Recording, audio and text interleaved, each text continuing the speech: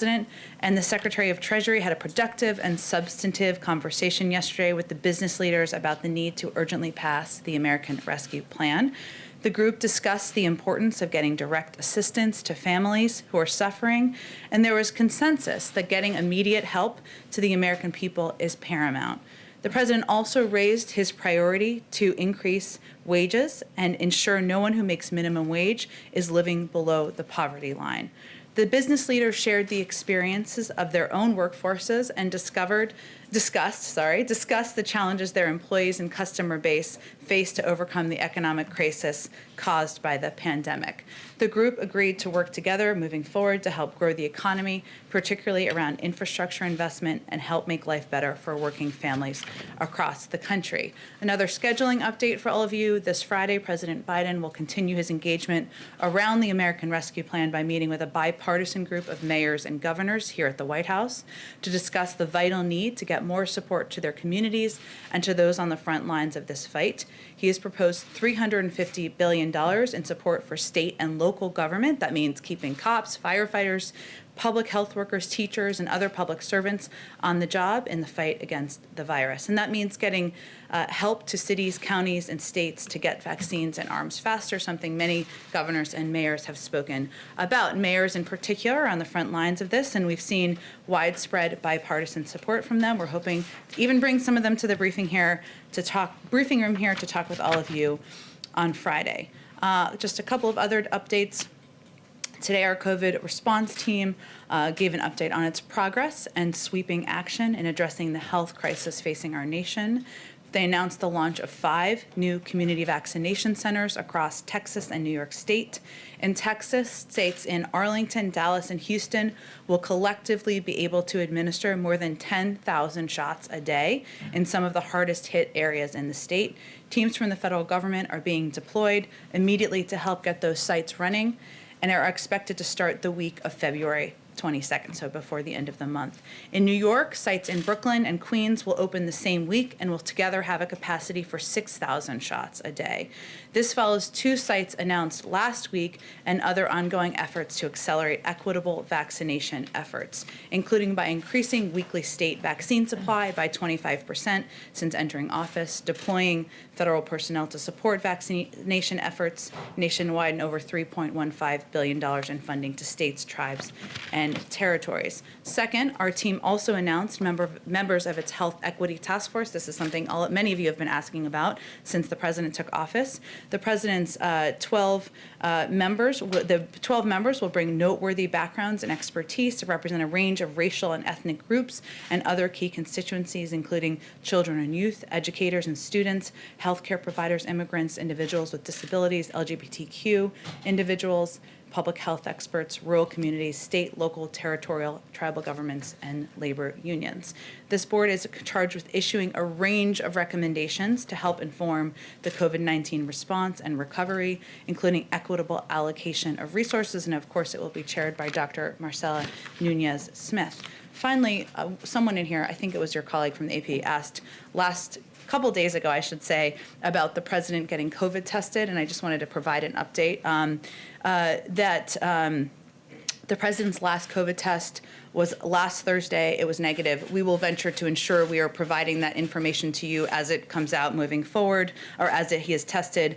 But just so everybody has a full assessment of why, or the timeline. 95%, there's 95% protection from the vaccine, but it's not 100% protection. So the president's doctor believes it is reasonable and prudent to randomly test the president every 2 weeks as surveillance, and we'll keep you all updated. But that's kind of while there isn't CDC guidelines, that's his recommendation. That is it. Let's go to you. Go ahead. Well, thank you, Jen, for the follow-up there. On 2 topics, first being impeachment. The president has said consistently that he will not be watching the trial. He said so again yesterday. But yesterday, the House impeachment managers unveiled videos of the Capitol riot that clearly was very moving to a lot of people. It resonated to a lot of people, including those in that chamber. Is the president really not going to participate at all in this historic experience, this national moment? Does he have nothing he wants to add to those who may have been impacted by what they saw yesterday as part of this trial? Well, it may seem like some time ago, but the president has spoken repeatedly to the events of January 6th. On January 6th, he called the insurrection at the Capitol an unprecedented assault on our democracy, bordering on sedition. He said it was unlike anything we've seen in modern times. Again, when the House voted on January 13th, following that vote, he called the events of January 6th an armed insurrection against the United States of America that was carried out by political extremists and domestic terrorists who were incited to this violence by President Trump. He has certainly not been silent, and he won't be silent on, of course, his concerns about hate rhetoric and speech and the impact that has in society. And he hasn't been silent on the actions of the former president. On another matter, the CDC today announced that they find that they have a study that showed that 2 masks are significantly better than 1 in slowing the spread of coronavirus. Will the White House champion the position that Americans should be wearing 2 masks, and is that a behavior that will be modeled perhaps by White House staff?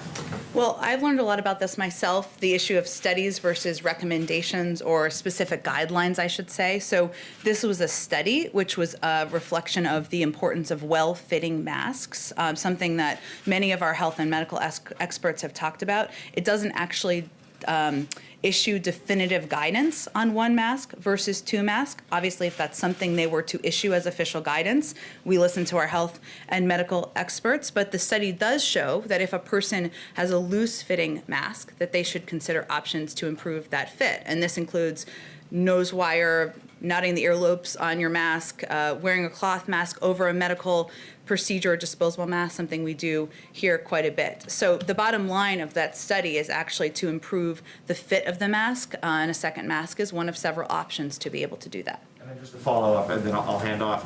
In terms of, is there a plan underway for the White House administration to send out masks to Americans, to mail them to addresses, so Americans will have their own high-quality mask when there's often confusion as to what kind should be worn, what offers more protection? Sure.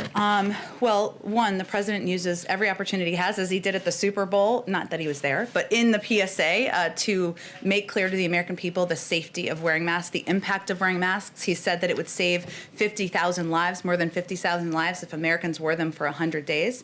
There are a range of options under consideration on to how to ensure that people who need masks the most, people who need this type of protection the most, receive it, but no final decision has been made. Go ahead. The president's remarks at 1 o'clock on Burma, could you give us a little flavor of what he's going to say? Is he going to announce sanctions? I've been here long. We're having such fun together. I don't think you want me to get fired on week 3 of my time here as the press secretary. He will have more to say about actions being taken by the United States in response to the coup in Burma. Just to follow up, he's called for the military coup leaders to stand down. Is there any indication that they are doing that yet? I don't have a specific update on the actions of the military leaders. Obviously, this is an issue that we are following closely from here, from the State Department, from our entire national security team. As we've noted in here previously, but it's worth repeating, we are also in consultation and close coordination with our partners and allies and steps that can be taken, pressure that can be made. There's been a statement from the UN Security Council, which is a significant act, as you well know. So I don't have an update on the actions on the ground, but clearly this is on the president's mind, this issue, and it's essential that we lead here from the United States. Just a second topic. Has the president abandoned a plan to force the sale of TikTok's American operations to a group that would include Oracle and Walmart? I know there was some reporting on it this morning. I think that you're referencing, I believe, Wall Street Journal. It's not accurate to suggest that there is a new proactive step by the Biden White House. It looks like there was a conflation of 2 ongoing processes, one that's through the courts and one that is through the CFIUS process that goes through the Department of Treasury. There is a rigorous CFIUS process that is ongoing. I'm not going, of course, not that you're expecting me to, set a precedent of commenting on those reviews in process, but would just stress that they are distinct processes. I will note, broadly speaking, that we are comprehensively evaluating, as we've talked about in here, the risks U.S. data, including from TikTok, the risks to U.S. data, I should say, including from TikTok, and we'll address them in a decisive and effective fashion. But if we have news to announce, we will announce it. So I wouldn't take it as a new step. Lastly, is there a timetable for this review? I don't have a timetable for you. Again, it's a broad review that's expanded beyond TikTok, of course, from here. And I think what I was referencing in the beginning is the fact that there are ongoing processes through the courts, which we'd certainly send you to DOJ and others. But there's also an ongoing CFIUS review that's happening at the Department of Treasury. Sure. Go ahead, Kristen. Jen, thank you. So President Biden will be speaking at the Pentagon later today. Among the top issues he inherits, of course, Afghanistan. So will he be addressing the situation in Afghanistan? And Republican Senator Lindsey Graham said over the weekend it's his understanding that the troops will not be leaving Afghanistan in May, as was determined under the previous administration. Is that an official decision that President Biden has made? I'm not aware of Senator Graham being a spokesperson for the administration. I will say that I wouldn't expect there to be an update in his remarks today at the Department of Defense on Afghanistan. Of course, this is a topic that is of utmost importance to the president and his national security team, but I don't have an update on force posture, and I wouldn't expect one today. Just to be clear, no official decision on the troop withdrawal that was previously determined under the previous administration. There's no update on a change or update on a status of force, the status of the force posture. Obviously, that would be something determined in consultation with the Secretary of Defense. So I understand what you're asking. He's going there today, but that's not the focus of his trip. Okay, and if I could just follow up with you on comments you made yesterday about school reopenings. You said the goal was for more than 50% of schools to have some teaching in person at least one day a week. You said you hoped it would be higher. But why is the administration setting the bar at 1 day a week? Why not go higher? Well, certainly we are not planning to celebrate at 100 days if we reach that goal. That is our own effort to make our own, set our own markings, bold and set an bold and ambitious agenda for how we're going to measure ourselves and progress. But we certainly hope to build from that, even at 100 days. And from there, our objective, the president's objectives, is for all schools to reopen, to stay open, to be open 5 days a week, for kids to be learning. That's what our focus is on. This is simply a goal for 100 days. So, Jen, a lot of schools are already doing that. And for working parents, 1 day a week doesn't help a whole lot. That's, again, the bar of where we'd like the majority of schools across the country to be, which they're not at this point in time.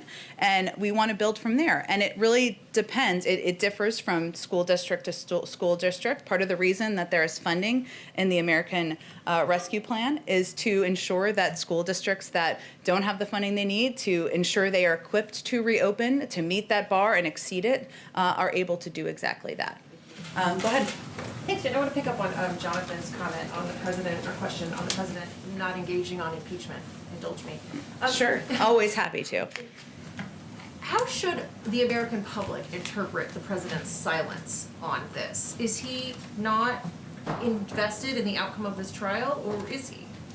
The American public should read it as his commitment to delivering on exactly what they elected him to do, which is not to be a commentator on the daily developments of an impeachment trial, but to push forward an American Rescue Plan that will put people that will ensure people are back to work, get the assistance they need, get shots in arms, reopen schools.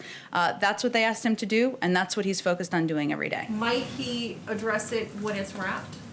Well, he did put out a statement at the conclusion of the House trial, so I'd certainly keep that option open. And he was obviously asked a question, as you referenced yesterday, about it, and reiterated that where his focus is. And I expect that will be his focus for the coming days. And then one housekeeping thing. House Minority Leader Kevin McCarthy is indicating that he hasn't heard directly from President Biden, and that he reached out on January 8th and has yet to hear back from the president directly.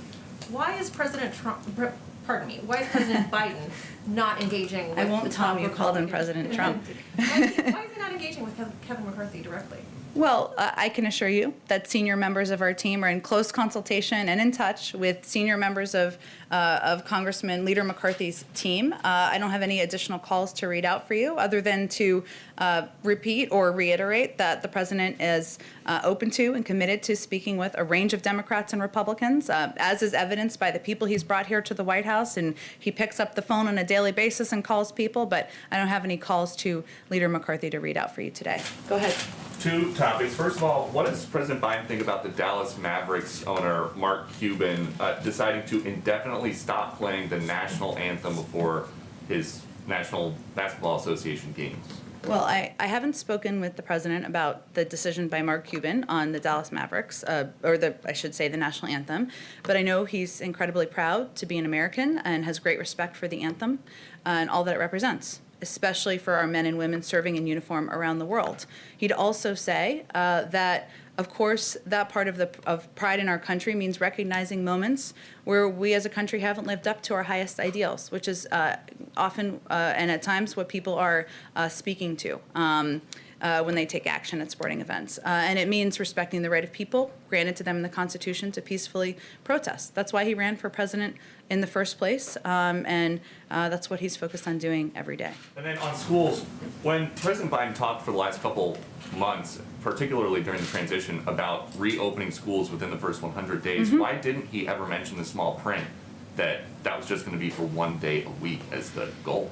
Well, again, the president set a goal of reopening the majority of schools within 100 days. And when you asked what that meant, I answered the question. So that is not the ceiling. That is the bar we're trying to leap over and exceed. And as I said in response to Kristen's question, the president wants to not just open schools. He wants them to stay reopened. He wants kids to be back in school learning 5 days a week. He wants parents to feel safe, teachers to feel safe. That's why he asked his Department of Education and the CDC to work together on guidelines. That's why he's put proposed funding in the American Rescue Plan, because he knows that's not going to happen on its own. It's going to need some assistance to make it reality. Is there a thought that this goal, though, that you guys are setting for the first 100 days is more of a dry run for next year? Because 100 days from January 20th, April 30th, that's when a lot of schools are getting ready to close for the year anyway. Well, it just happens that January 20th is when every president is inaugurated, so we can't change that. And 100 days we felt was a period of time, a measurable period of time where we could set a goal, measure ourselves against, hopefully leap way past that goal. That's always our objective, and then build from there. And you're right, schools won't be in session for the summer, but this is a pandemic. We're working to get under control, making progress every month, and we're certainly hopeful that things will be, more kids will be back in school 5 days a week as quickly as it can safely happen. And then just one more for one of our colleagues who could not be here because of social distancing guidelines. What do you say to teachers who are nervous about going back into the classroom without being fully vaccinated? Well, we say to teachers, we want you to be able to go back to school and go back to school safely. And, the president is married to a teacher, Dr. Biden. He's known many thousands of teachers throughout his career. He listens to them. We all engage with a range of groups about their concerns, about what their objectives are. Most teachers will tell you they want to be in the classroom. And they want to be there with their students, especially of younger kids, and do that in-person learning. They want that too. They want to do it safely. We're waiting for the CDC guidelines. Those will be the first guidelines that will be coming from the federal level that will outline recommendations based on health and medical experts. We're waiting for those. We're hopeful that those will give a sense to school districts across the country on the steps that they can take to increase the safety in their schools. It will be up to school districts, but that's really the next step here. We want schools to open, but we want them to open safely, and we want teachers and parents to all feel that. Go ahead, Mike. Thanks, Jen. If I could talk to you a little bit about the sales campaign that you've talked about to pass the COVID relief package, and the COVID vaccination effort. If you compare to the Obama administration when he was trying to sell the healthcare, Obamacare, Affordable Care Act, the president went around the country, held very long, very involved town hall meetings. There's obviously COVID restrictions, but the President Biden seems willing to travel now. He will be going on his second trip on Air Force One next week. And so, why aren't you guys using that opportunity to at least, get out to the American people and sell the plan a little bit more aggressively? And he seems to be just staying here. And then second, on the vaccination, in a sort of related way, once the website was fully up for Obamacare, there was a massive multimedia campaign, TV ads. You worked with partners to sort of get out there into like underserved communities to get people to sign up. Where is the similar effort to get people vaccinated? There will be a similar effort. When will that start? We've only been here 3 weeks. It takes some time to get a paid media campaign off the ground. We want to do that in an effective manner. We're not waiting or delaying. We obviously just announced the Equity Task Force today. All of these individuals are experts, represent different parts of the country and different communities in the country who are deeply impacted. We expect to have many of them out there communicating broadly. We've done dozens and dozens and dozens of interviews with senior administration officials, with cabinet officials to communicate about the American Rescue Plan. The president's been out talking about it nearly every day. So we have not held back from using the bully pulpit of the presidency to communicate with the American public. He will be out next week, as you mentioned, and I expect he will be out more in the weeks ahead to communicate effectively and directly with the American public.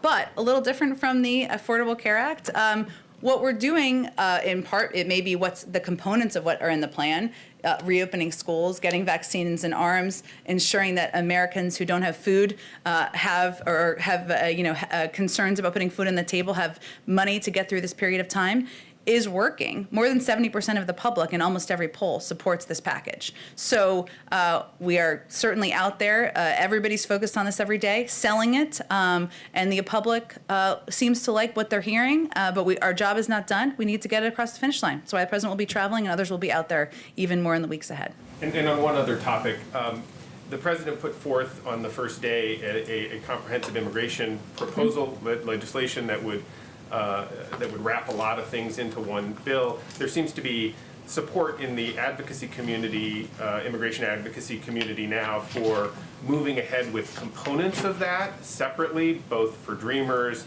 perhaps for ag workers. Does the president support splitting that effort up? While the bigger package is being worked on, does he support going ahead, and would he sign into law if they got passed the smaller pieces, or does he want to put that off and wait for the bigger effort? Well, as you know, Mike, from following this closely, the formal bill has not been proposed yet on Capitol Hill. The president proposed it with three key pieces of it because he felt they were all important, including investing in smart security, providing a pathway to citizenship for 11 million undocumented immigrants, and also addressing the root causes that are causing people to flee their home country, something he worked on even as vice president. So it hasn't even been formally proposed. I think we're going to wait for that to happen before there's, readouts or our engagement on what is looking like it's going to happen on Capitol Hill. But we'll see what happens. Go ahead. 2 questions, please. In India, Twitter has shut down hundreds of accounts from people who criticize the government. Is the White House concerned about this crackdown on free speech by the Modi government, and to what extent does this impact the U.S.-India relationship and your administration's Indo-Pacific strategy? I know that my colleagues at the State Department have spoken to this more extensively, and I would certainly point you to them. Of course, we always have concerns about crackdowns on freedom of speech, freedom of expression happening around the world, and when it doesn't allow people to communicate and peacefully protest. But I would point you to the State Department for more specifics. And then the second question is on this chip shortage that has now moved beyond just automakers. A lot of automakers have shut down production. Obviously, they need the chips to come in from Asia. You're planning to do a broad supply chain review, presumably including these chips. What does that mean? Does the White House consider these parts essential? And are you interested at all in creating incentives for chip makers to make them in the U.S.? Because there's a lot of everything basically relies on them. Right, absolutely. The supply chain is essential. This kind of flows into both the economic team and the national security team. Let me talk to them and see if there's any more specifics on our plans for incentivizing production here in the United States. Go ahead. Thanks, Jen. I wanted to ask if you could share more about the trip to Wisconsin. Why Wisconsin? Is he going to be doing more? You alluded that he'd be doing some outreach. Can you talk about what kind of outreach he'll be doing? is, I assume, is on the rescue plan, but if you could, will he be meeting with first responders, people in the communities? Can you talk about that a little bit? Sure, and the specifics are still coming together, but I'll tell you what's knowable at this point in time. The president is going to Wisconsin. Obviously, it's a state where many people have been impacted by COVID, and many people have been impacted by the economic downturn. And he always enjoys traveling and engaging directly with people. So while he's there, he'll do a town hall, and that's an opportunity to hear directly from people about how the dual crises are impacting them. In terms of other events and stops he'll do while he's there, the schedule is still kind of coming together and being finalized. On Myanmar, Burma, in Burma, the economy is really weak. It's shrinking. There's COVID. I mean, the question I have is would sanctions beyond sanctioning the generals really help in any way? Help in terms of change the behavior? Correct. Well, Or just hurt regular people in the country? Well, we'll wait for the president to actually announce the specific details, which I know will happen more later this afternoon. But part of our effort is not just unilateral action from the United States, but also working with our partners and allies, including in the region, to determine the right ways to put pressure on and have engagement. As I noted earlier, there was obviously the statement from the UN Security Council permanent members. There is ongoing discussions and talks with our partners and allies in Asia and Europe. And there's certainly a recognition that this will need to be a coordinated effort. And on immigration, I know on Monday you talked about kind of working out the priorities, national security threat, recent entries. There's more reports of growing number of people arriving on the border.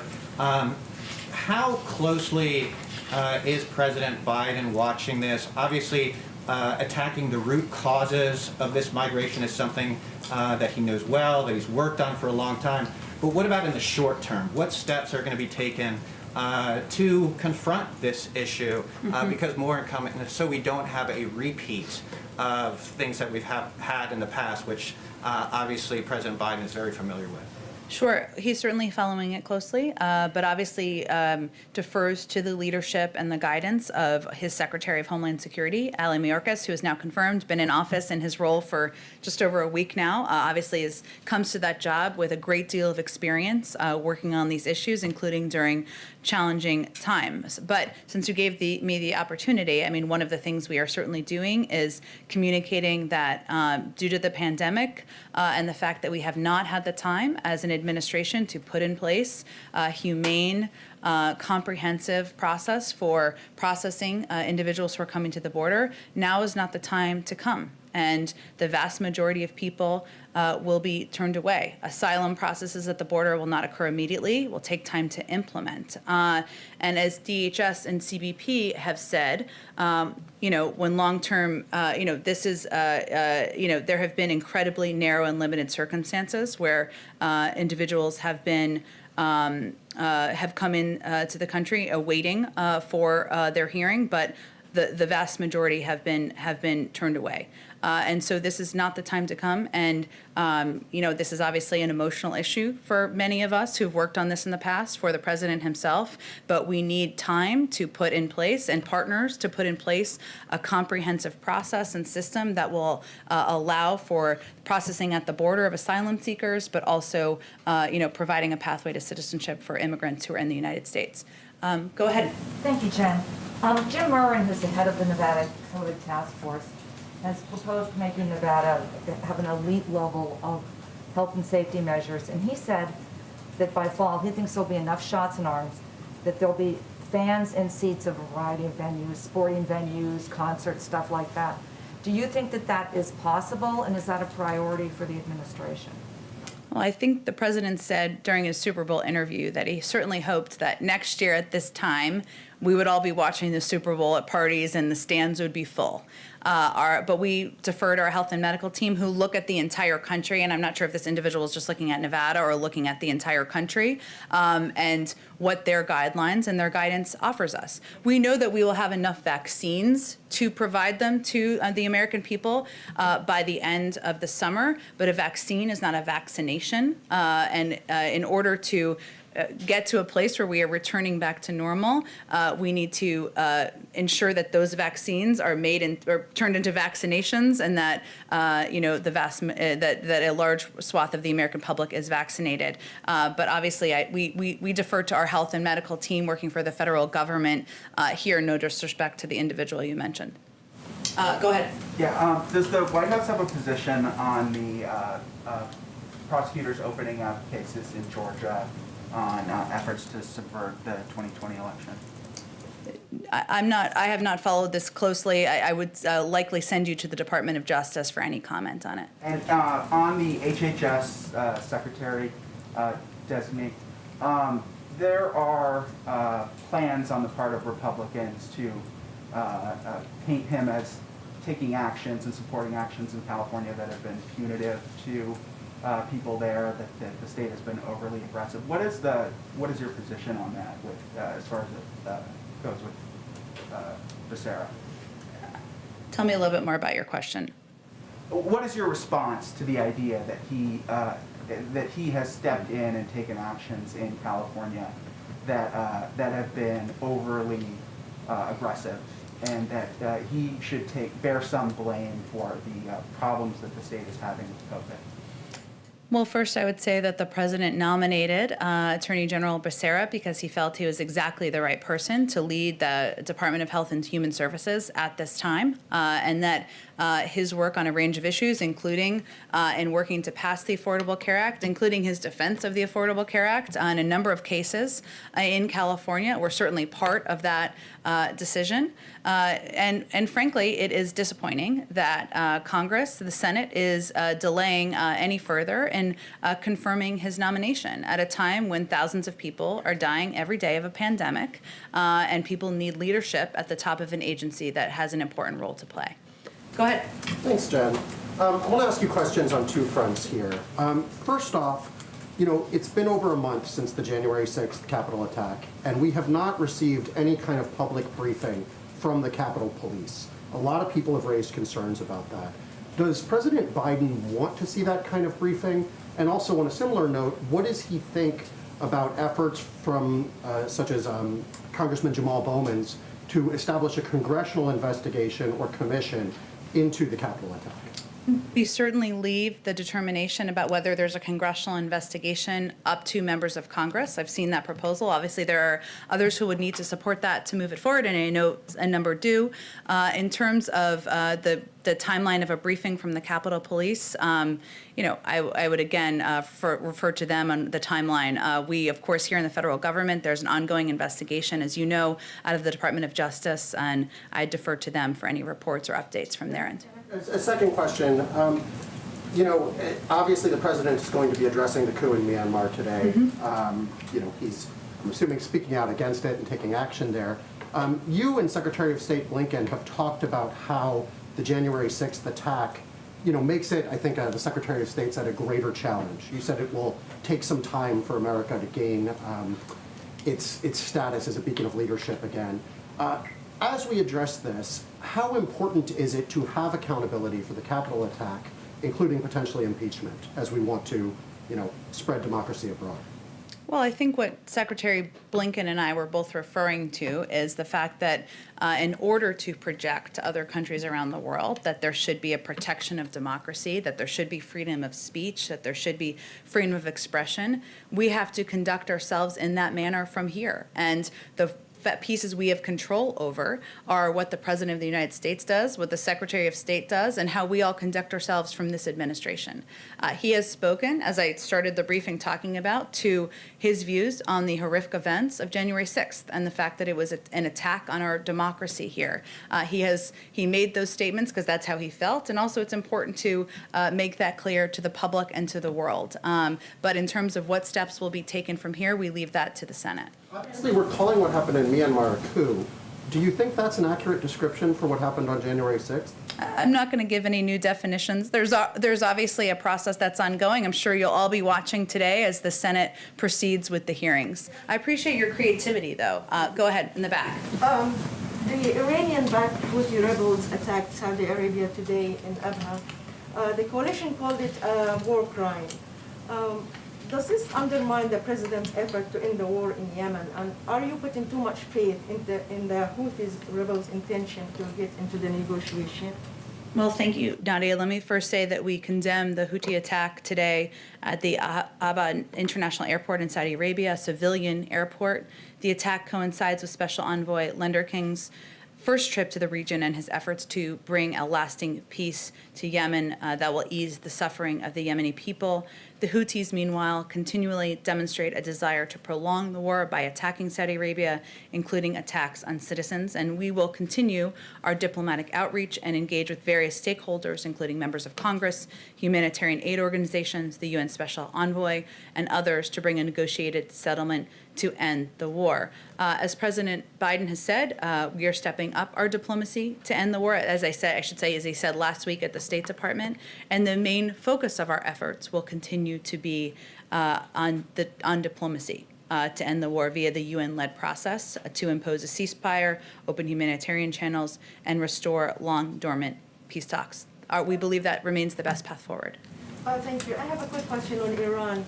Some reports indicating that you're considering baby steps to get back into the negotiation. Is this on the table? Is this something that the administration is considering at the time? Did you say baby steps? I'm sorry, the masks make it hard to hear. The president's focus is on reiterating what he did last weekend, which is that in order to move forward, Iran needs to comply with the outlines of the JCPOA and the agreement that was formed just a few years ago. In terms of any additional steps under consideration, I don't have any update on that. Go ahead. Thanks, Jen. I wanted to ask you about the budget, which I know it's a little early to be thinking about, but It's never too early to talk about the budget. Skinny budget, all sorts of budgets. can you lay out a timeline for us of when to expect to see the president's first budget? And my second question is does the president plan to cut his proposal or cut defense spending or propose to cut defense spending? As you know, our nominee to lead the OMB just had her hearing yesterday, and hopefully she'll be in place soon. But there were some challenges that came about during the transition in terms of a bit of intransigence from the outgoing administration and lack of cooperation as it related to OMB and the budget process. So we expect there to be a delay in the release of his first budget. I don't have an exact timeline of when that will be, though. Would we see an outline or something? I mean, I know the budget's a thick document, but would you see an outline before that, or what are you thinking? I don't have anything to preview yet for you. I can talk to our friends or connect you directly with our colleagues at OMB and see if there's anything more specific they can preview for you at this point in time. Thank you. Sure. Go ahead in the back. Yes, thank you, Jen. On Iran as well, does the administration welcome any role that its allies in the region can play in order to help facilitate talks with Iran or bring it back to the table? I mean, General McKenzie said on Monday, namely about Qatar, when you consider the problem with Iran, they have a large role to play in that. Does the administration consider Qatar as a potential maybe role player in bringing Iran back to the table? And knowing that both National Security Advisor Sullivan and the Iran's envoy Rob Mali, they both spoke with the Qatari Foreign Minister. Well, the way to move things forward is for Iran to come into full compliance with its obligations under the JCPOA. And if they do that, the United States would do the same and then use that as a platform to build a longer and stronger agreement that also addresses other areas of concern. So that's really, the ball is really in their court to take those steps. And whether there are roles of other countries in the region, obviously in any of these if we were to reach that stage, consultations with countries in the region would be a key part of that process, but we're certainly not there yet. And also on the Houthis, please, delisting the Houthis from the terror list, other than the humanitarian assistance, does it have any strategic significance? Is the administration willing to enter a dialogue with the Houthis in order to end the war in Yemen in a peaceful way? I know there have been some reports, but I don't believe my colleagues at the State Department have confirmed anything about delisting, so I would point you to them for any confirmation or specifics and any of the reasoning. Is the administration going to do that anytime soon? Again, I'd point you to the State Department. They have not even spoken to these reports. Go ahead, Mike. One quick question. I know the speaker hasn't yet set a date, but I assume we all expect a joint address to Congress in the next few weeks. Has the president started the process of both thinking about what he wants to say personally and also the sort of interagency collection of information that a president normally does for these things? Interagency collection doesn't make it sound that interesting. Discussing with experts all of the ideas they have to put Americans back to work. We have. I don't have any update on a date. Obviously, there are. The impact of COVID includes the fact that it is challenging to envision how you'd have 500 people in attendance at a joint session. But obviously, Is a remote speech possible? there are a range of. Table? There are a range of options under discussion. We're engaged with it. I don't have any updates for what it will look like or when it would be. But I can say that the president is eager to lay out more specifics of his Build Back Better agenda, and he is in ongoing discussions with a range of stakeholders in Congress and the administration outside about what that's going to look like. And he mentioned that when he gave his not joint session speech. Sorry, he wasn't in office yet. But when he gave his primetime address a couple of weeks ago, that would kind of be the next step. So he is, always discussing with experts and policy experts what that would look like, but I don't have anything on the timeline or what the format would look like. Does he want the American Recovery Plan to be passed before he delivers that speech? He wants the American Rescue Plan to be the ARP, you can call it, sometimes it's easier, to be passed as quickly as possible. He certainly, as having served in the Senate for 36 years, he knows that there's a process that needs to take place. As you know, it's working its way through the committees in the House, then it will go to the Senate. That takes a little bit of time just by the nature of the important work that happens. He is pleased with the progress and the urgency he sees from the House and Senate, but in terms of a specific date for his next speech or next proposal, I just don't have anything to preview for you. Thank you, Jen. Thank you, everyone. Thanks, Jen.